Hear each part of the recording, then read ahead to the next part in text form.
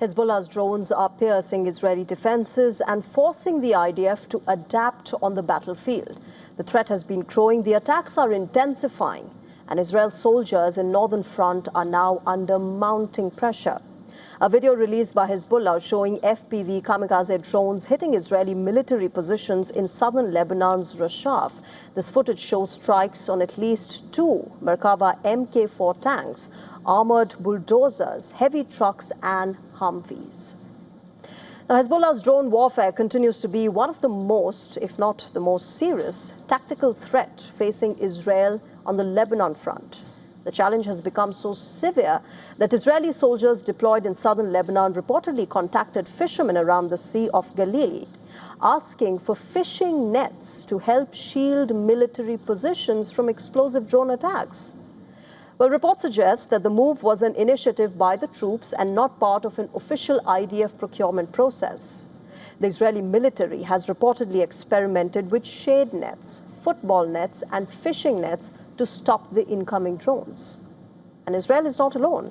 Ukraine has been using repurposed fishing nets as a low-cost, low-tech defense to intercept and neutralize Russian drones, particularly first-person view and Lancet drone models. The IDF is said to be working on a standardized anti-drone protection system for buildings, for vehicles, and fortified positions. Israel has also reportedly created a specialist task force involving the military defense and civilian experts to counter the growing drone threat. Now, the urgency, remember, follows a series of major attacks over the past 1 week.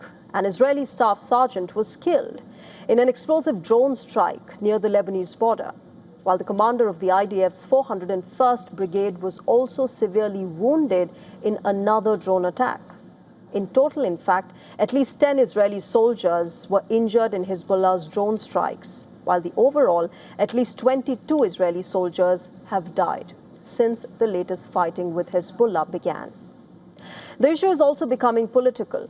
Yonatan Shalev, who's contesting the upcoming elections with Naftali Bennett's Together party, claimed that the reports were true. He said that he had narrowly survived an explosive drone strike on the building where his unit was stationed in Lebanon. On the other hand, Hezbollah chief Naim Qassem has lauded the group's drone capabilities and rejected calls for disarmament. Disarmament is annihilation, and we will not accept it. Disarmament means stripping Lebanon of its defensive capability and the capability of the resistance, Hezbollah, and people, paving the way for annihilation. Now, Israel says that Hezbollah's FPV drones are becoming increasingly difficult to stop because they're remotely operated through fiber optic cables, making electronic jamming extremely difficult and easier for them to dodge detection. They're susceptible to windy conditions as it can lead to cables to tangle. Unlike conventional missiles or rockets, these drones are far cheaper to produce.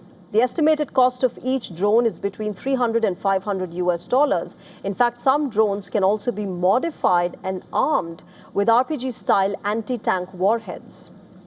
The drones can also be made from commercially available and 3D printed components. Now, these low-cost drones can destroy high-value military targets, and they've also been used extensively in the Russia-Ukraine war. According to Israel's public broadcaster, Kan, Hezbollah's drone operations are now limiting nearly 80% of Israeli attacks in southern Lebanon. The report says that the drones have restricted troop movement and forced some Israeli operations to avoid daylight hours due to fears of drone surveillance and attacks.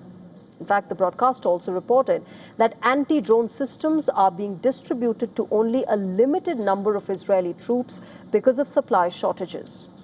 Hezbollah has also reportedly moved away from a centralized command structure, and they're increasingly relying on guerrilla-style warfare tactics, making IDF's anti-drone operations less effective.